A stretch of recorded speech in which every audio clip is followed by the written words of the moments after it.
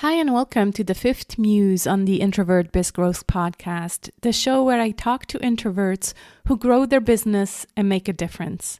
I'm Sarah Santacroce, your host, and if you're new here, then I want you to know that this is not the usual format of my regular episodes. I post a new show every other Friday, and it's always a conversation with a fellow introvert, an entrepreneur who uses his or her introverted superpowers to make a difference.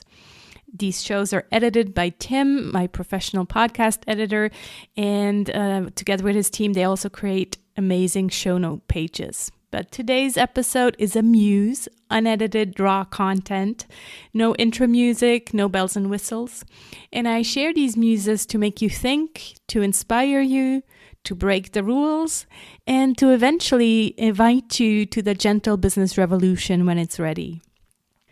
Today's muse is again composed of two parts. First, I muse by myself about the fear of rejection. And then I'll also share a quick conversation I had with Lou Bortone, another previous podcast guest and fellow introvert and friend of mine, about the topic marketing with integrity.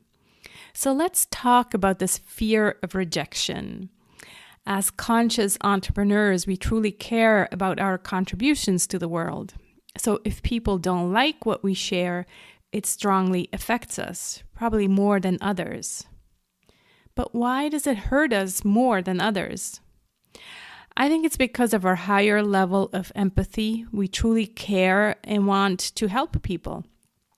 And if they don't let us help them or don't see the value in what we're trying to share, it really hurts. It also impacts us more because when we decide to share our gifts with the world and create something, a program, a course, coaching, a book, or something else. So when we decide to share this project, it takes us a lot more courage to go public than our extroverted counterparts, which is why it then also hurts more to get rejected. So how do we deal with this fear of rejection? As Lauren Sapala says in her book, Firefly Magic, if we want to clear the blocks around marketing and fear of rejection, we have to go back to the root. We have to go inward. It's so true. We all have our own personal story with rejection. Mine started with my emotionally unavailable dad, not feeling wanted or loved. So what's yours? What's your earliest memory of rejection? Maybe take a moment to journal about it. And once you've done that deep inner work, it's time to take out your list of what I like to call the rejection healers. These are people you love and trust. Could be mentors, friends, family members. And then give them a call or simply imagine them talking to you as you would talk to your own child who experienced a rejection. So with a soothing, loving, and encouraging tone. In order to make a difference, you really need to put yourself out there with vulnerability. And the more people you reach, the more rejections you will get. It's just the law of the universe.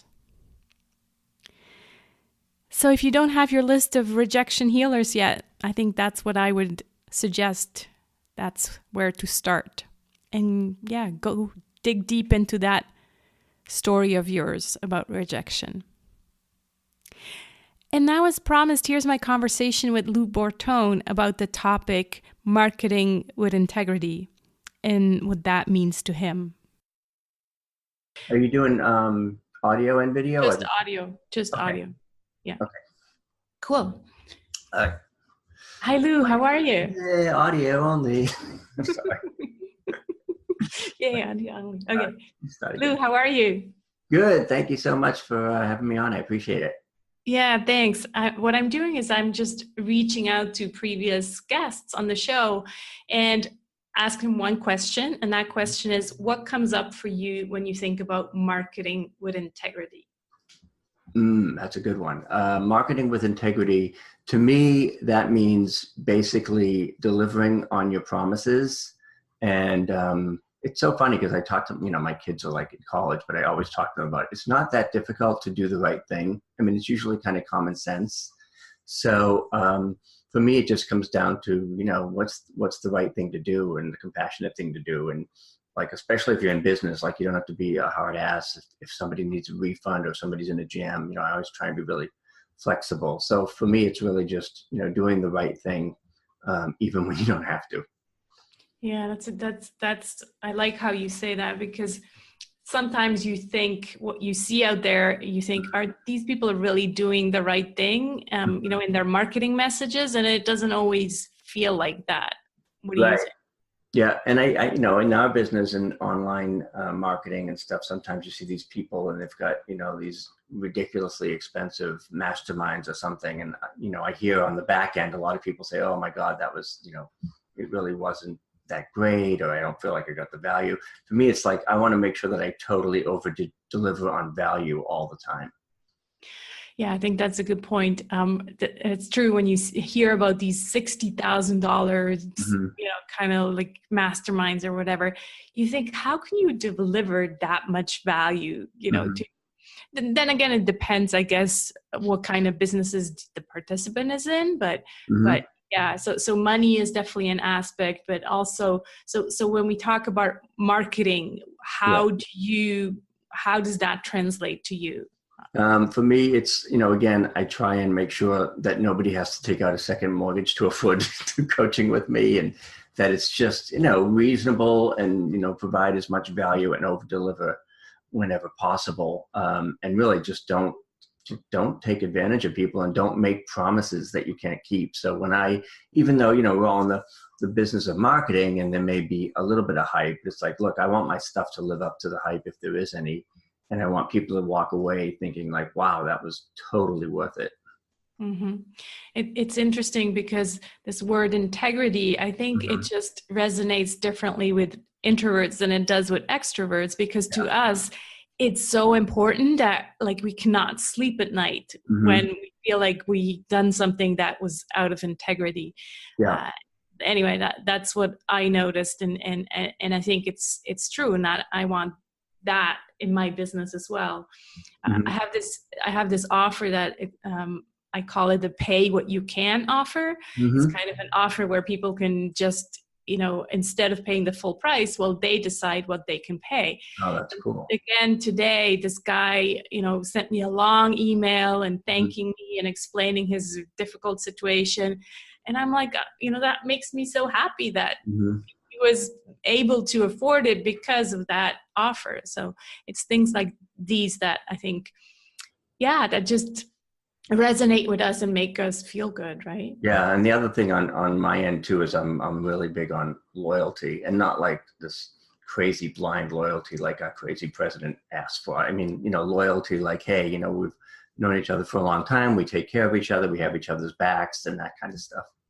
Yeah, I've heard you mention that before, and sometimes you kind of related to the Godfather and that stuff, because Lou is known as the Godfather of video.